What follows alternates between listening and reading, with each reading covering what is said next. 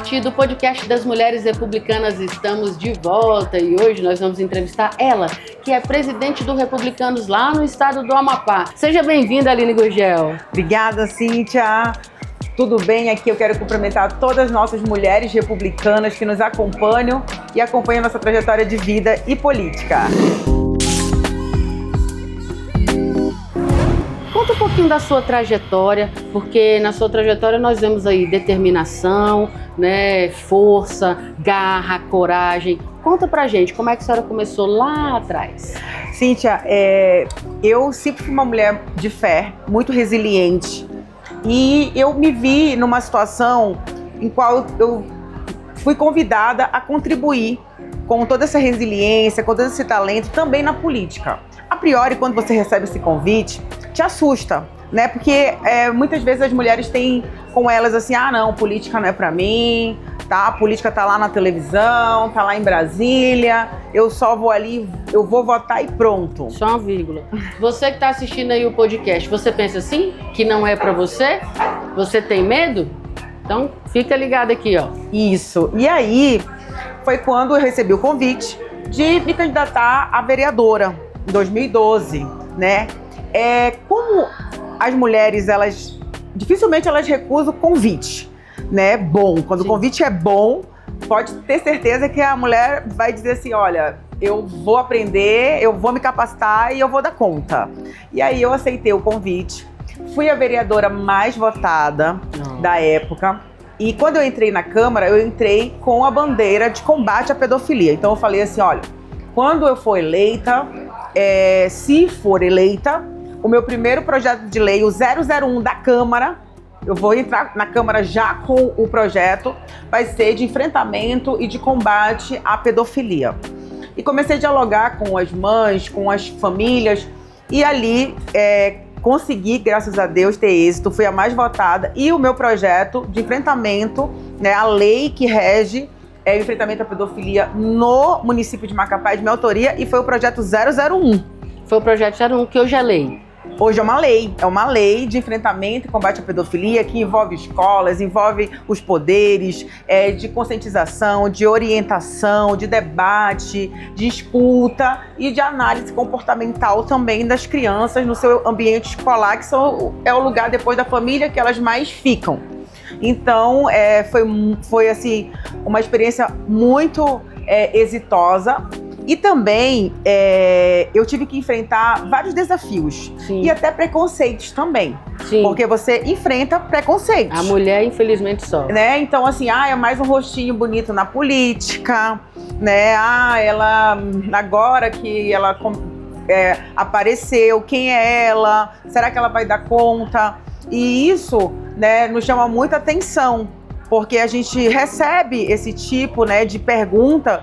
E aí a gente começa a se questionar.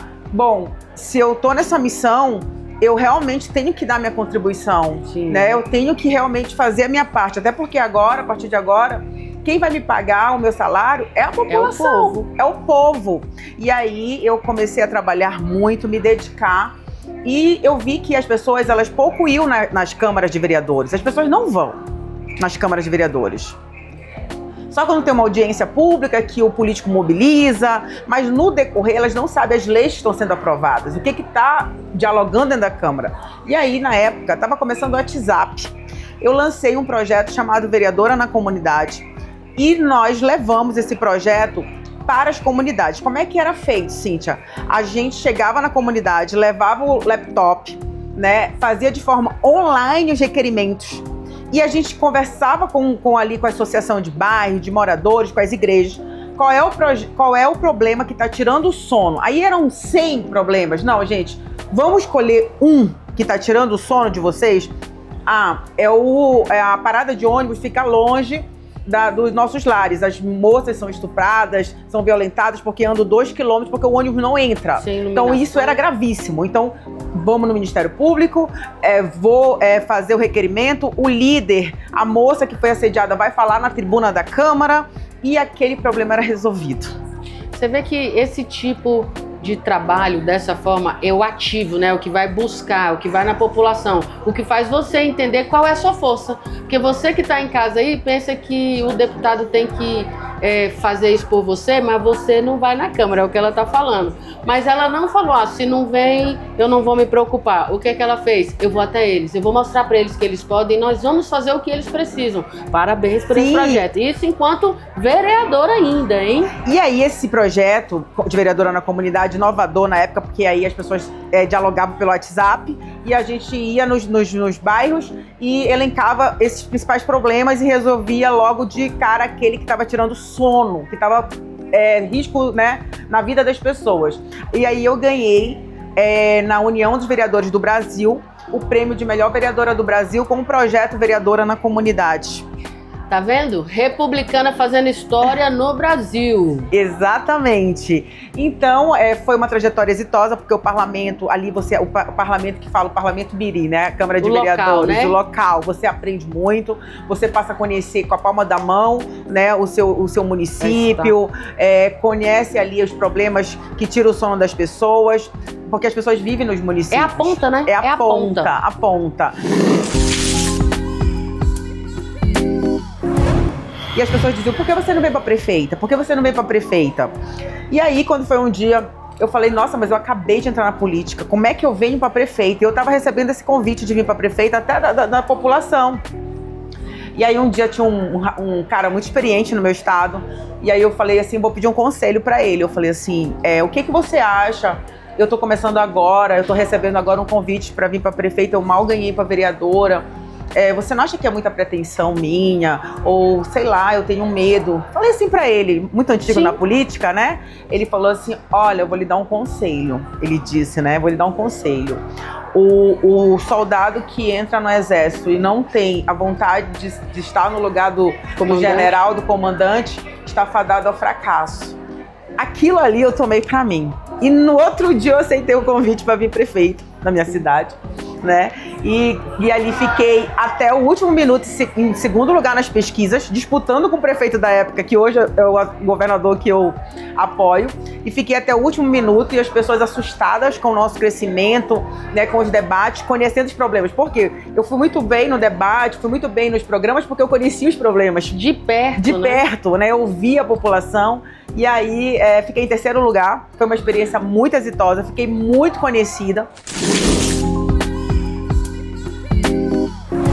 Outra bandeira que eu defendo, bandeira de vida, que além da proteção da criança, eu conheci a violência doméstica e familiar, que são dois problemas graves que acontecem dentro dos lares, né? Porque 80% dos casos, infelizmente, de abuso sexual tem alguém ligado, próximo, né? Da criança. Da criança. E a violência doméstica é algo ali que está entre quatro paredes, né? Você escolheu aquela pessoa, você confia naquela pessoa. E aí, como eu comecei a entrar nos lares, tanto pela televisão e ser acessível, eu comecei a ver a violência na pele, na realidade, né?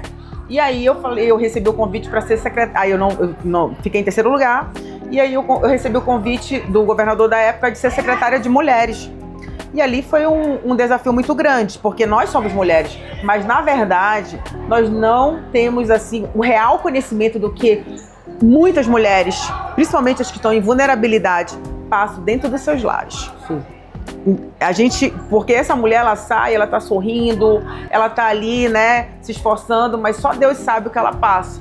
E aí eu conheci na pele a violência doméstica e conheci também a ausência, muitas vezes, de políticas públicas. Por que você não denuncia? Como é que eu vou sustentar meus filhos? Sim. Por que você não denuncia? Por que você não busca apoio? Não tem delegacia no meu município? Eu não sei onde procurar. Eu não sei quem procurar. E se eu denunciar, acontece o que comigo amanhã? E se eu denunciar, vai acontecer o quê? Né? E eu amo ele também, ele me bate, mas eu gosto dele. A dependência psicológica, né? Aquela dependência psicológica. Porque quem é que pode gostar de alguém que bate na pessoa? Que maltrata? Então você vê a dependência mesmo. E aí foi quando eu conheci o projeto da Casa da Mulher Brasileira, né? Que já estava timidamente começando no governo federal. Tinha alguns estados, poucos estados. E aí, como vereadora, eu já comecei a lutar. Como secretária de mulheres, a gente conseguiu o terreno na época. Sim. Né? E a gente começou a defender e ouvir o movimento de mulheres. E a gente começou a ouvir esse anseio. Então, assim, eu não olhei muito assim, sabe, gente? Ali naquele momento, qual partido político, de onde ela é. Eu fui ouvir as mulheres e eu vi que o sentimento de todas, independente do que busca, da sua ideologia, do seu partido, elas ali queriam se empoderar, vencer a violência, ter oportunidade de emprego e renda. Sair desse ciclo. Né? Sair desse ciclo, ver o seu filho crescer de forma saudável, sem ser num lar de violência. E aí eu vi que a gente tinha tudo a ver, né, uma com as outras. E aí eu abracei essa causa. E eu vi que ali eu tinha um limite como secretária de mulheres, como vereadora. Uhum.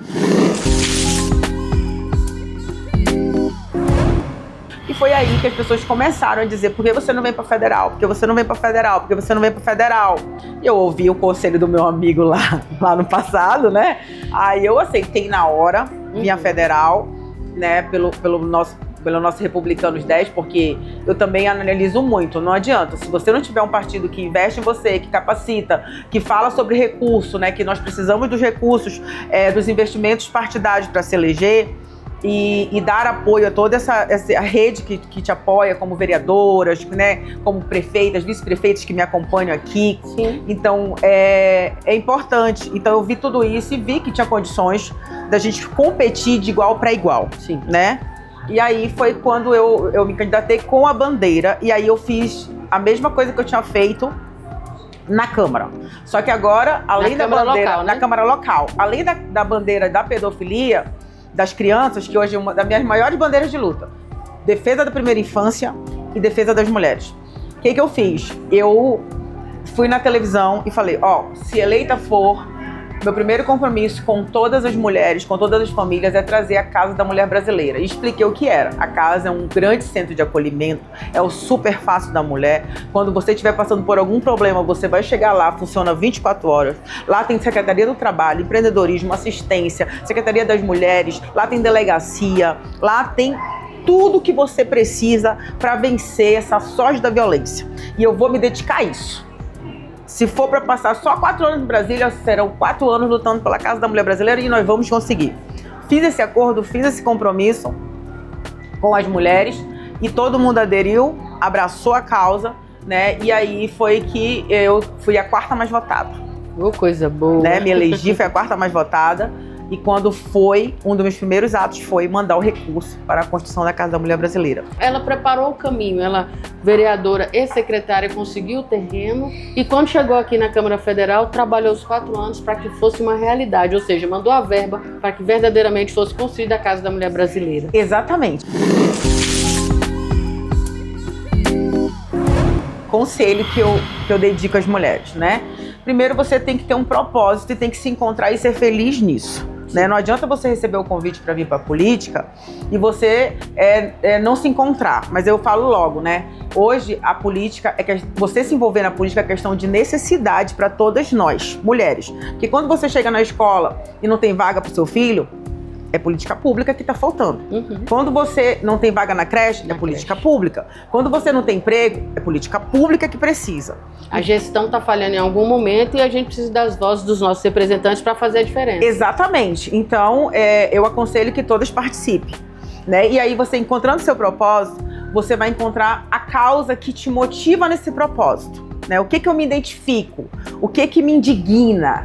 O que me tira o sono quando eu vejo? É pessoa em situação de rua, né? É questão dos jovens que estão, infelizmente, muitas vezes entrando na criminalidade, né? É a falta de saúde. O que me indigna? E aí você faz essa triagem, se abraça com essa causa e luta com todas as forças por ela, até você entregar os resultados necessários para que as pessoas sejam atendidas. Aí sim, você vai fazer parte da boa política, né? Que aí vale a pena. A boa política que nos move, que transforma as mulheres e principalmente que transforma as pessoas, que é isso que nós queremos. Você viu, eu fui contando aqui uma trajetória. Então, assim, também não existe passo de mágica. Uhum. É uma trajetória que você vai plantando, dia a dia. Né, com as dificuldades, com os altos e baixos, mas você vai colher frutos e o seu nome vai ficar na história. Que história maravilhosa, né? Aqui você está vendo uma história de determinação.